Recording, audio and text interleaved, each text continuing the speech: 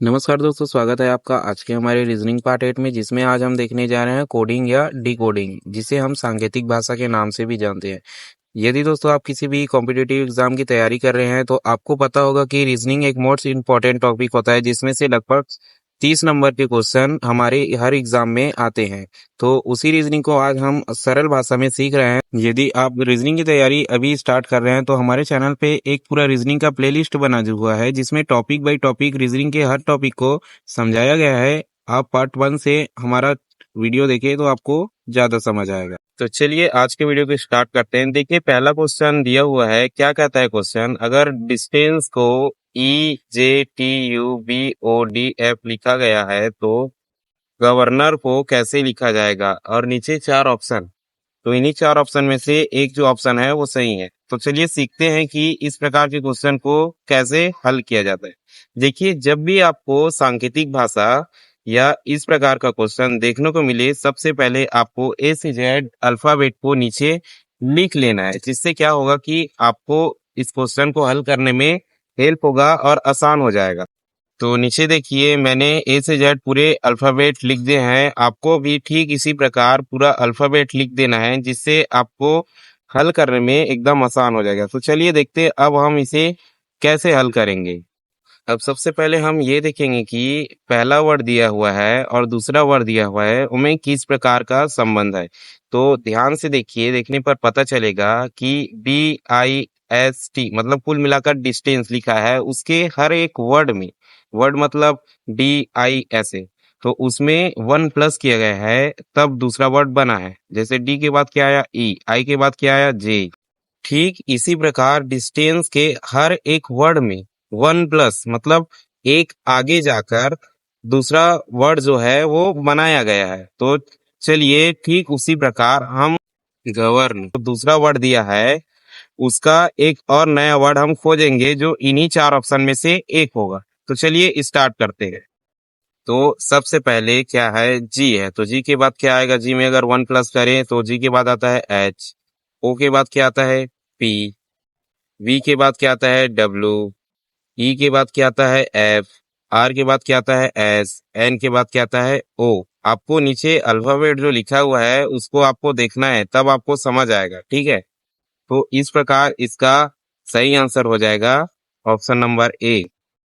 तो ठीक इसी प्रकार अगले क्वेश्चन में या किसी भी क्वेश्चन में हमें सबसे पहले पहले वर्ड व दूसरे वर्ड के बीच के संबंध को समझना है कि आखिर पहले वर्ड से दूसरा वर्ड बना कैसे। ऐसा नहीं होगा कि एक क्वेश्चन ऐसा है कि 1 प्लस किए हैं तो सभी क्वेश्चन में ऐसा बिल्कुल भी नहीं होगा। हमें पहले समझना पड़ेगा कि पहले वर्ड और दूसरे वर्ड में कैसा कनेक्शन है या संबंध है। इसके बाद हम तीसरे वर्ड से एक नया वर्ड मतलब चौथा वर्ड बनाएंगे। वो हर क्वेश्चन में अलग अलग हो सकता है। ठीक है, तो चलिए दूसरा क्वेश्चन देखते हैं। तो देखिए दूसरा क्वेश्चन क्या कहता है कि यदि केबल को XZYOV के रूप में कोड किया जाता है तो उसी प्रकार फाइबर को कैसे कोड किया जाएगा? और नीचे 4 ऑप्शन है, उनमें से एक ऑप्शन जो होगा वो सही होगा। अब ठीक उसी प्रकार जैसे हमने पहले क्वेश्चन को हल किया, पहले वर्ड एवं दूसरे वर्ड में हम क्या देखेंगे? सबसे पहले संबंध देखेंगे कि किस प्रकार पहले वर्ड से दूसरा वर्ड बना है। फिर तीसरे वर्ड फाइबर से हम एक चौथा नया वर्ड बनाएंगे जो हमारे एक ऑप्शन से मैच खाएगा और वो हमारा हो जाएगा सही आंसर। तो देखिए सबसे पहले हम हल करते हैं। पहला एवं दूसरे वर्ड को ध्यान से देखने पर पता चल रहा है कि सी जो है वो सीधे क्रम से तीसरे नंबर पर आ रहा है और एक्स जो है वो उल्टे क्रम से तीसरे नंबर पर आ रहा है। ए जो है वो सीधे क्रम से पहले नंबर पर आ रहा है और जेड जो है वो उल्टे क्रम से पहले नंबर पर आ रहा है। ठीक उसी प्रकार बाकी वर्ड बी, जैसे बी जो है वो सीधे से दूसरे नंबर पर, वाई जो है वो उल्टे से दूसरे नंबर पर, ठीक उसी प्रकार इसको कोट किया गया है। तो अब हम तीसरा वर्ड देखेंगे जो लिखा है फाइबर, और फाइबर से एक नया वर्ड क्या बनेगा उसे हम अब देखेंगे। अब यहाँ साइड में देखिए मैंने लिख दिया है ताकि आपको अच्छे से समझ आ सके। शुरुआत से मतलब सीधे क्रम से एफ जो आता है 6 नंबर में आता है और उल्टे क्रम में मतलब जेड से जब हम गिनती करते हैं तो 6 नंबर में यू आता है। ठीक उसी प्रकार आई जो है वो 9 नंबर में आता है, आर जो है वो उल्टे से 9 नंबर में आता है, बी जो है वो सीधे से 2 नंबर में आता है, वाई जो है वो उल्टे से 2 नंबर में आता है, ई जो है वो सीधे से 5 नंबर में आता है, वी जो है वो उल्टे से 5 नंबर पे आता है, आर जो है वो सीधे से 18 नंबर पे आता है और आई जो है वो उल्टे से 18 नंबर पे आता है। तो देखो इस प्रकार का वर्ड कौन से ऑप्शन में दिखाई दे रहा है? इस प्रकार का वर्ड दिखा दे रहा है ऑप्शन नंबर ए में। तो इसका सही आंसर हो जाएगा ऑप्शन नंबर ए। तो अब देखिए तीसरा क्वेश्चन आपके सामने है। क्वेश्चन क्या कहता है? अगर ए बराबर 1, बी बराबर 2, सी बराबर 3, डी बराबर 4 आदि अक्षरों की वैल्यू डबल माइनस 1 है तो डॉग इज इक्वल टू क्या होगा? और नीचे 4 ऑप्शन दिया गया है। अब देखिए क्वेश्चन जो है वो थोड़ा सा डिफरेंट है, क्योंकि इसके अगले क्वेश्चन में हमने देखा था कि 2 वर्ड दिया था, उनके बीच रिलेशन देख के हमें हल करना था। लेकिन यहाँ थोड़ा सा अलग है, यहाँ हमें अक्षरों की वैल्यूज दी गई है और पूछा गया है कि डॉग बराबर क्या होगा, और साथ में ये भी कहा गया है कि अक्षरों की वैल्यू डबल माइनस 1 है। तो देखिए डी डी कितने नंबर में आता है? 4 नंबर में। तो डी का क्या हो जाएगा? 4 दूनी 8 माइनस 1 7। ठीक है। ठीक उसी प्रकार ओ कितने नंबर पे आता है? 15। तो 15 दूनी 30 और माइनस 1 29। ठीक उसी प्रकार जी कितने नंबर पे आता है? 7। तो 7 दूनी कितना होगा? 14 और 14 में 1 घटाएंगे तो 13। तो देखिए इस प्रकार का ऑप्शन कहाँ आ रहा है? तो देखिए इस प्रकार का ऑप्शन हमें कहाँ दिखाई दे रहा है? Option number A. तो ऑप्शन नंबर ए इसका हो जाएगा सही आंसर।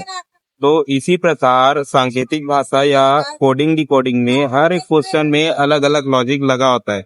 उस लॉजिक को समझकर हमें हल करना होता है क्वेश्चन को। तो अगर आपने अभी तक हमारे चैनल को सब्सक्राइब नहीं किया है, वीडियो को लाइक नहीं किया है, तो तुरंत कर दें ताकि आपको आगे इसी प्रकार का लॉजिक और ट्रिक आसानी से सीखने को मिले। देखिए ठीक उसी प्रकार का एक और क्वेश्चन आपके सामने है। क्वेश्चन क्या कहता है? राम बराबर 30, डॉग बराबर 24, तो कैट बराबर कितना होगा? नीचे 4 ऑप्शन दिए हैं, 26, 22, 18, 19। तो पिछले क्वेश्चन की तरह हमें फिर से सोचना है कि राम बराबर 30 कैसे हुआ और डॉग बराबर 24 कैसे हुआ। ठीक उसी प्रकार से कैट बराबर क्या होगा ये हमें बताना है। देखिए इस प्रकार के जो क्वेश्चन आते हैं सांकेतिक भाषा के, उनमें वर्ड या शब्द से ज्यादा कोई अर्थ नहीं होता या कोई मतलब नहीं होता। इसमें मतलब होता है वर्ड के क्रम का। ज्यादातर क्वेश्चन जो बनते हैं वो क्रम के अनुसार बनते हैं। क्रम में या कुछ प्लस कर दिया जाता है, कुछ माइनस कर दिया जाता है, या कुछ और का कर दिया जाता है। इस प्रकार का लॉजिक छुपा होता है। सो ठीक उसी प्रकार यदि हम राम राम में 3 अक्षर है, RAM। आर कितने नंबर में आता है? 18 नंबर में। ए कितने नंबर में आता है? 1 नंबर में। एम कितने नंबर में आता है? 13 नंबर में। तो चलिए इसे हम लिख लेते हैं। ठीक उसी प्रकार डॉग में 3 अक्षर है, DOG। डी कितने नंबर में आता है? 4 नंबर में। ओ कितने नंबर में आता है? 15 नंबर में। जी कितने नंबर में आता है? 7 नंबर है। देखिए आपको इस प्रकार के क्वेश्चन को हल करने के लिए अल्फाबेट कौन से क्रम में आता है ये याद होना चाहिए। ठीक है। ठीक है, आप लिख लोगे लेकिन कुछ तो याद होना चाहिए जिससे आपको आसान होगा। तो चलिए अब पहले हम जोड़ते हैं। डी का 4, ओ का 15, जी का 7। 15 4 19 और 7 26। ठीक है। तो अब इन दोनों में देखो क्या है। राम में 32 आ रहा है, डॉग में 26 आ रहा है, लेकिन इसमें दो दो संख्या कम है। 32 को 30 लिखा है और 26 को यहाँ 24 लिखा है। तो ठीक उसी प्रकार कैट के हम क्रम को जोड़ेंगे और जो आएगा जोड़ने के बाद उसमें हम -2 करेंगे, फिर क्या मिलेगा उसको हम ऑप्शन में देखेंगे, फिर वही वो जो होगा हमारा सही ऑप्शन होगा। तो चलिए लिखते हैं। क्या सी कितने नंबर में आता है? 3 नंबर में। ए कितने नंबर में आता है? 1 नंबर में। टी कितने नंबर में आता है? 20 नंबर। तो चलिए इसको जोड़िए। ये कुल मिलाकर हो गए 24। अब 24 में हम अगर 2 घटाएं तो आएगा 22। तो देखिए 22 किस ऑप्शन में? 22 है ऑप्शन नंबर बी में। तो ऑप्शन नंबर बी इसका सही आंसर हो जाएगा। तो देखिए, कुछ इस प्रकार के लॉजिक जो होते हैं हमारे सांकेतिक भाषा के प्रश्न में छुपे हुए होते हैं। हमें लॉजिक को समझना पड़ता है और ठीक उसके अनुसार हमें क्वेश्चन का आंसर देना होता है। अगर आपने हमारे चैनल को अभी तक सब्सक्राइब नहीं किया है तो सब्सक्राइब कर लें, वीडियो को लाइक कर दें, और अगर आपका कोई फ्रेंड या दोस्त किसी भी एग्जाम की तैयारी कर रहा है या कर रही है तो उसे ये वीडियो तुरंत भेज दे, ताकि उसका जो रीजनिंग का कॉन्सेप्ट है वो भी क्लियर हो सके। और अगर आप किसी भी एग्जाम की तैयारी कर रहे हैं तो हमारे चैनल में रीजनिंग का एक पूरा प्लेलिस्ट बना हुआ है, जिसमें टॉपिक बाय टॉपिक एकदम सरल भाषा में समझाया गया है कि किस टॉपिक का क्वेश्चन कैसे हल होता है, जिससे आपको एकदम आसानी से समझ आ जाएगा कि किस टॉपिक का क्वेश्चन हम कैसे एकदम चुटकियों में हल कर सकते हैं। तो वीडियो में अंत तक बने रहने के लिए धन्यवाद। हमारे चैनल को सब्सक्राइब करना बिल्कुल ना भूलें और बेल आइकन को ऑल पर सेट करें, ताकि वीडियो सबसे पहले आपके पास पहुंचे और आप सबसे पहले सीख सके। धन्यवाद।